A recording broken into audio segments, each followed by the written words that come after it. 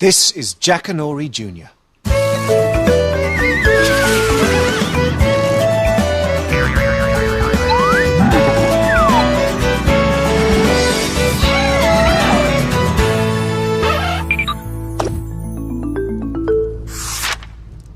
Hello.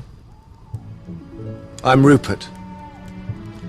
I'm going to tell you a story from long, long ago when kings ruled vast kingdoms, princes set out on quests, and princesses danced until dawn. This particular tale concerns a king who had 12 beautiful daughters, 12 pairs of worn-out dancing shoes, and a great mystery to solve. It's called The 12 Dancing Princesses.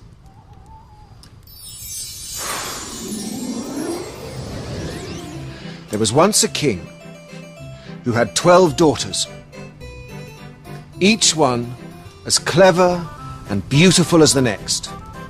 He loved them all dearly, but was puzzled by a mystery that happened night after night. Every evening, the king would tenderly kiss his daughters and settle them down to sleep in the long bedchamber they shared. He then tiptoed out, always taking care to lock and bolt the door behind him. Yet every morning the princesses were tired and wan, and their silken shoes were danced to pieces. Where did they go each night? And how did they leave their room? The king was determined to solve the mystery. For one thing, 12 new pairs of dancing slippers a day was costing him a fortune. The princesses were certainly not telling, so the king issued a proclamation. Any man who could discover their secret would marry one of the princesses and rule the kingdom with her on the king's death.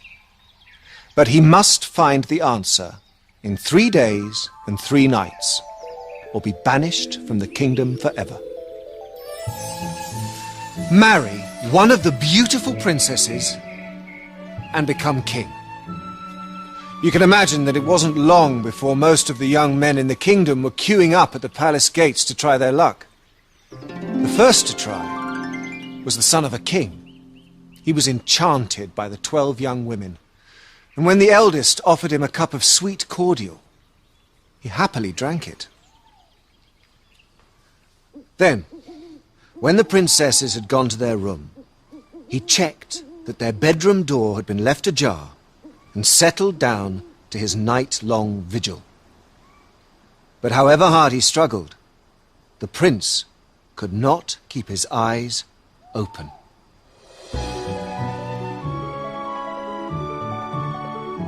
He was overcome by sleep, and suddenly it was morning.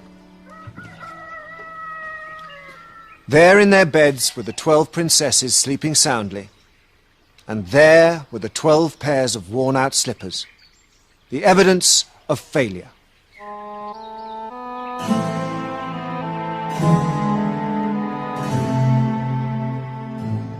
The second night, the same sweet cordial, the same overwhelming need to sleep, and the same failure. And again the third night. The young prince was duly banished from the kingdom, and another suitor took up the challenge. And so it continued. The king was in despair. Sometime later, a poor soldier, returning wounded from a battle in a faraway country, sat down to rest by the side of a road. He was enjoying his simple meal of bread and cheese when an old woman approached, and, because the soldier was a kind man, he offered her half his lunch. "Where are you heading?" the old woman asked.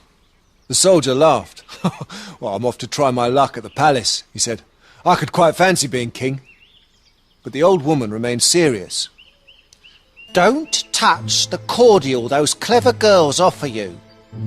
Just pretend to drink, then pretend to fall asleep. And if you wear this cloak, you'll become invisible. and be able to follow them wherever they go. The soldier was puzzled, but he thanked the strange old woman, took the cloak, and set off for the palace. By now the king had given up hope of solving his daughter's secret, but he greeted the soldier courteously. And so, when bedtime came, the soldier was led to the princess's bedchamber. The eldest princess offered him a cup of cordial, and the soldier pretended to sip, and to sip some more.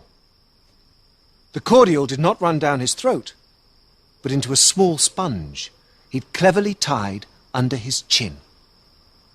Then, as if overcome by tiredness, the soldier yawned loudly and rolled over onto his bed. "Silly fool," said the eldest princess. And laughing merrily, the 12 sisters danced into their room to prepare for the night ahead. They curled and plaited each other's hair, painted lips and powdered faces, ruffled fans, and finally every princess slipped on a new pair of dancing shoes. Only the youngest could not enjoy herself. "Something feels wrong tonight," she said. But her eldest sister, impatient to be off, told her not to be a silly goose and clapped her hands 3 times. A door appeared in the wall and slowly swung open, and the 12 princesses disappeared.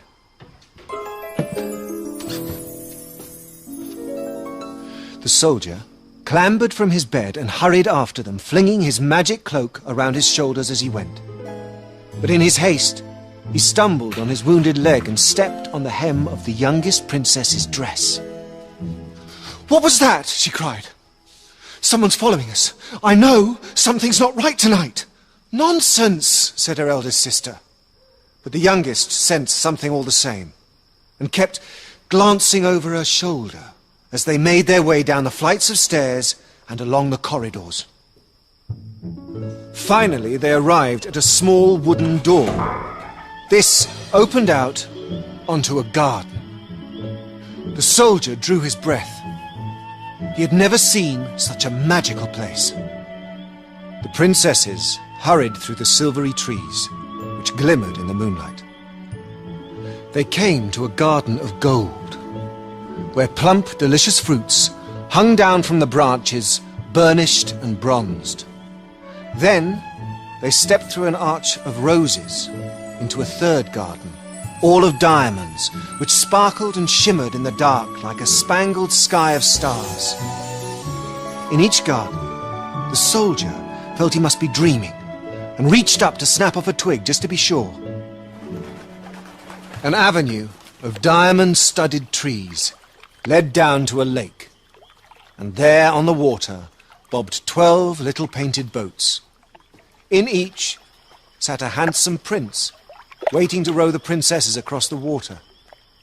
The soldier, growing used to this strange and magical world by now, climbed into the boat with the youngest princess, taking care to cover himself completely with his invisible cloak.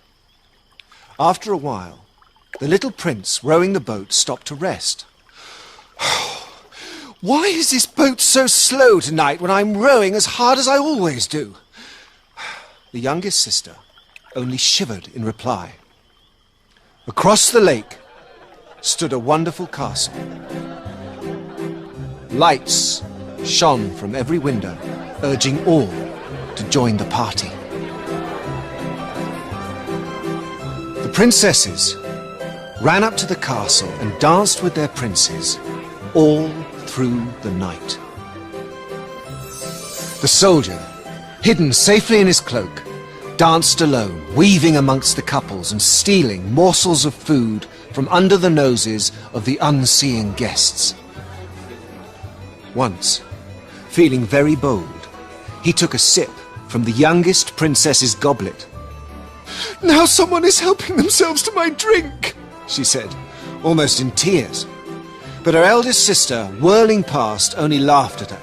Oh, do stop worrying and come and dance. We've only a few hours left.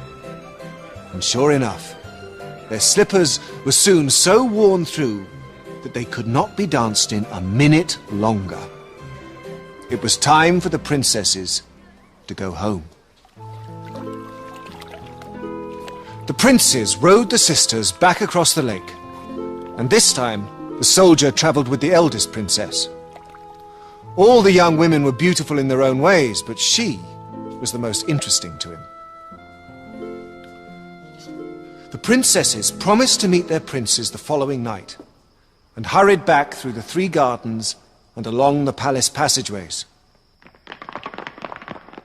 The soldier slipped past them in his cloak, and by the time the princesses peeped through his door, he was lying in his bed, apparently fast asleep, and snoring gently.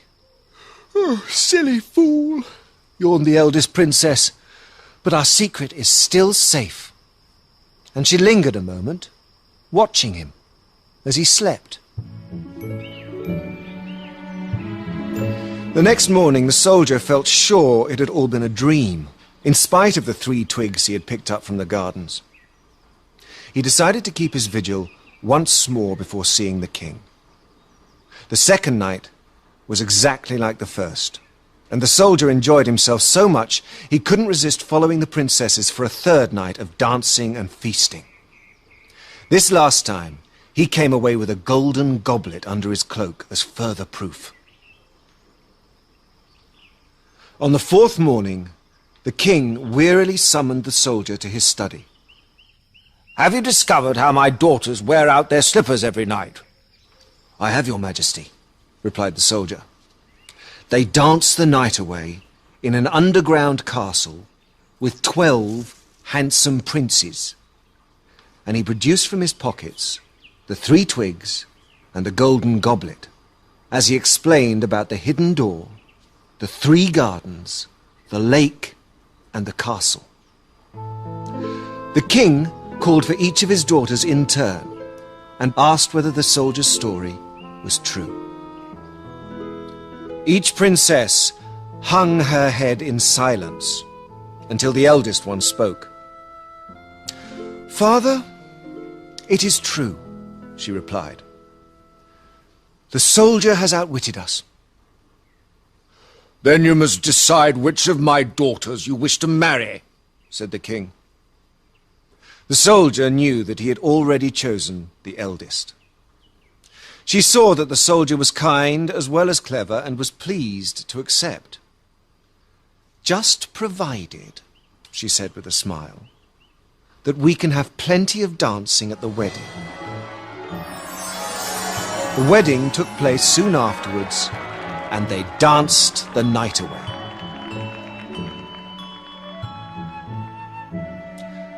When, sometime later, the old king died, the princess and the soldier ruled the kingdom together fairly and happily for many years.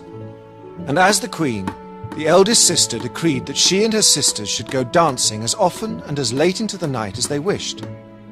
And she appointed a royal shoemaker to keep their dancing shoes in good repair. So, keep an eye on your brothers and sisters at night, won't you? And watch out for worn-out shoes. See you.